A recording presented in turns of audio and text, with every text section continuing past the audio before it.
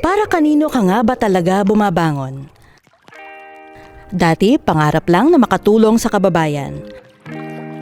Dati-rati pangarap lang na may angat ang mahal na bayan. Maswerteng nabigyan ng pagkakataon na makapaglingkod, nabigyan ng pagkakataon na maisakatuparan ang mga pangarap. Walang sasayanging oras, walang itatapong pagkakataon. At sa ngayon, ay nabigyan pa ng pangalawang pagkakataon upang maituloy ang naumpisahan. Patuloy ang serbisyong totoo dahil sa kanila, para sa kanila.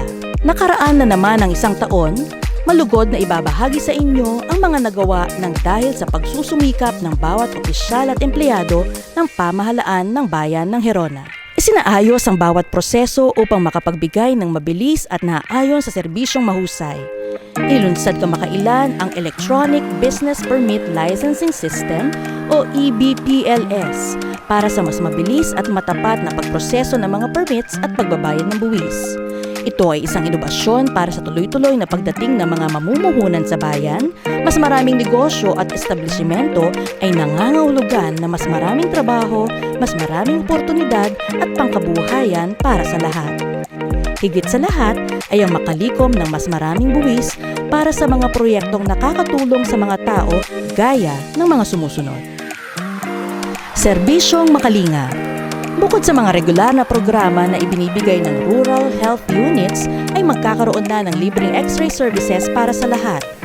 Malapit na rin buksan ang infirmary o maliit na ospital na kung saan ay maaari na makonfine, mabigyan ng lunas at mabantayan ng maayos ang ating mga magigiting na health workers, ang mga pasyente sa RHU1. Isa rin pinagmamalaki ng bayan ay ang Level Up na Gene Expert na kung saan ang munisipyo ng Gerona ay isa sa mga bayan na unang nagkaroon ng ganitong equipment na magagamit sa TB Diagnostic Center. Dagdag pa sa mga programang ito ay ang mas kumpleto at mas pinag-igihan na Rehabilitation Center sa RHU2 upang makapagbigay ng mas maayos na serbisyo sa mga nangangailangan ng therapy services. Ang mga rural health units ay patuloy na pinapaayos at pinalalaki upang makapagbigay ng mas maayos at mabilis na serbisyo. Unti-unti na rin nabibigyan ng functional barangay health stations ang mga barangay upang mas mailapit ang serbisyo sa bawat barangay. Ang bayan ng Gerona ay muli na namang nakamit ang Seal of Child-Friendly Municipality at ang seal na ito ay isang patunay na ang pamahalaan ay isinaalang-alang ang kapakanan ng mga bata mula sa sinapupunan hanggang paglaki nila. Isa na rito ay ang maigting na pagbabantay sa nutrisyon ng mga bata na kung saan ang bayan ng Gerona ay ginawaran kamakailan ng parangal dahil sa mga programa nito sa pagsaalang-alang at pagbabantay sa nutrisyon ng mga kabataan. Kasabay nito ay ang pagbibigay ng serbisyong mapagbigay para sa ating mga mag-aaral. Batid ng pamahalaan ng Gerona ang kakulangan ng mga classroom sa mga paaralan kaya taon-taon ay nagpapagawa ng mga container van mobile classroom upang may magamit ang mga nangangailangang paaralan. Bukod sa regular na pagpapagawa at pagre-repair ng mga silid-aralan at pasilidad, ay isa ring pinagtutuunan ng pansin ay ang pagpapagawa ng covered pathway or walkways. Ito ay upang makapagbigay ng proteksyon sa mga mag-aaral, tag-init man o tag-ulan. Dagdag pa nito ay ang mga pinagawang multi-purpose hall sa iba't ibang paaralan na kung saan nagagamit ang mga ito para sa iba't ibang aktibidad ng ating mga mag-aaral.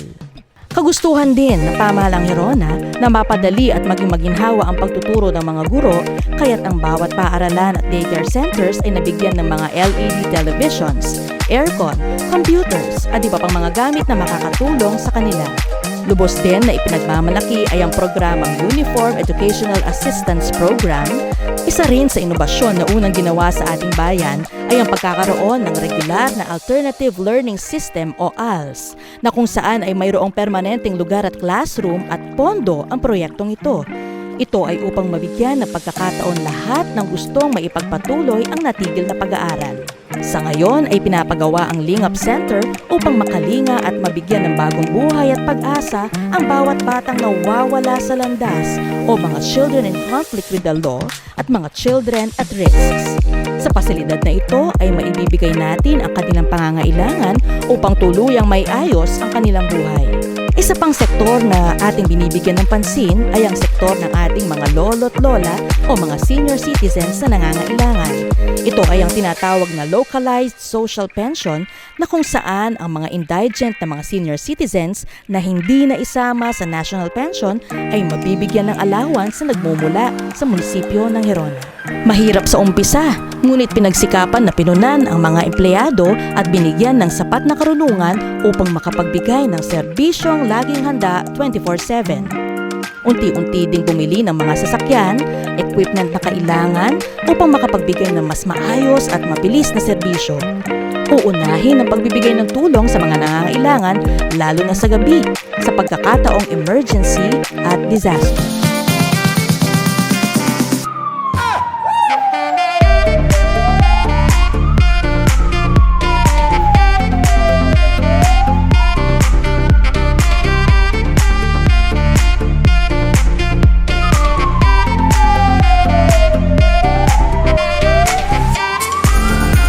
Nakapagpatayo na rin ng permanent evacuation center sa Barangay Danso upang may magamit na maayos, kumpleto at maginhawang lugar para sa mga kailangang ilikas sa panahon ng kalamidad. Dahil sa inobasyon at pagsisikap ay muli na namang nabigyan ng pagkilala ang bayan ng Gerona sa larangan ng pagiging handa na kung saan ang bayan ay nagawaran ng pagkilala sa Regional Gawad Kalasag sa 2 sunod na taon. Ang tiwala sa mga lider ng bayan, sa mga kapulisan at iba pang tagapagtaguyod ng kaayusan lalong-lalo na sa barangay, gaya ng barangay councils, sa pamumuno ng ating mga barangay chairman at magigiting na barangay tanod ay kailangan. Nag-iisa ang ating layunin. Ito ay ang mapanatili ang kaayusan at maprotektahan ang bawat isa sa ating bayan. Isang patunay na ang Gerona ay isa sa pinakahanda pagdating sa disaster reduction, management at humanitarian assistance. Ang bayan ng Gerona ay patuloy na umaani ng mga pagkilala sa larangan ng peace and order at upang mas mabantayan ng kapulisan ang bayan at nasasakupan ay itinalaga ang mga police community precinct sa bawat lugar ng ating bayan. Bukod sa Barangay Makalan at Barangay Sulipa, ay nagpagawa pa ulit ng isa pang police community precinct sa Barangay Katuray. Tuloy-tuloy din ang pagbibigay ng tulong kapulisan sa pamamagitan ng pagbibigay ng mga equipment at sasakyan para mas mapadali ang pagsasaayos ng katahimikan sa bayan. Upang makaiwas sa mga krimen, ay pinalibutan ang mga kalsada ng mga solar lights para sa mas maliwanag na kapaligiran. Nagdagdag pa ng mas maraming CCTV sa mga matatao at tabalang lugar upang mas madali nating mamonitor ang mga kaganapan sa ating bayan. Hindi rin nagpapabaya ang pamahalaan sa pagbibigay ng suporta sa mga kababayang sumailalim sa buhay pagbabago na kung saan pagkatapos ng kanilang training ay nabibigyan sila ng tulong upang makapag-umpisa ulit ng panibagong buhay. Prioridad din ng pagpapagawa ng mga infrastruktura na kinakailangan ng bawat isa upang gumaan ang pamumuhay at mapabuti ang naibibigay ng bawat isa para sa mas mabilis na pag-angat ng ekonomiya. Ito ang serbisyong maunlad. Ang pagpapagawa ng mga daan at tulay sa mga barangays na nagdudulot ng akses at ginhawa sa bawat nasasakupan nito.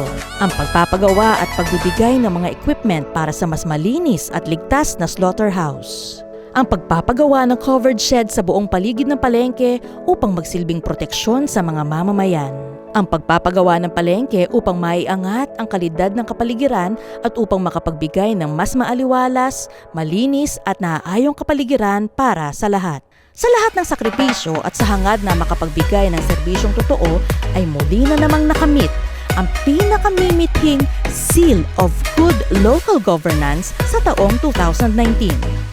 Ang lahat ng ito ay hindi nagagawa ng isang lider o tao lamang. Ang lahat ng ito ay ang pagsasama-samang pagtutulungan ng opisyal at empleyado ng pamahalaan ng lokal ng Gerona. Ito ay isang pagpupugay sa natatanging lokal na pamahalaan sa buong bansa.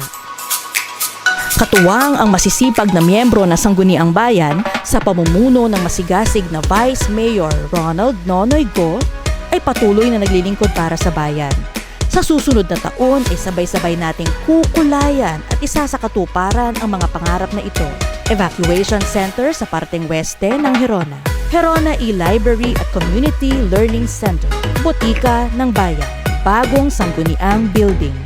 Business One-Stop Shop Kasama na dito ang pagkakaroon ng Business Office, ng Engineering Office at Municipal Agriculture Office. Ang pagsasaayos ng serbisyong international standard sa pamamagitan ng pag-accredit sa pamahalaan ng Herona bilang ISO certified. At ang pagkakaroon ng Jollibee, Inasal, BHF sa bayan ng Herona. Ang lahat ng ito ay kakayanin. Ang lahat ng ito ay magkakatotoo. Ito ang tatak, serbisyong totoo.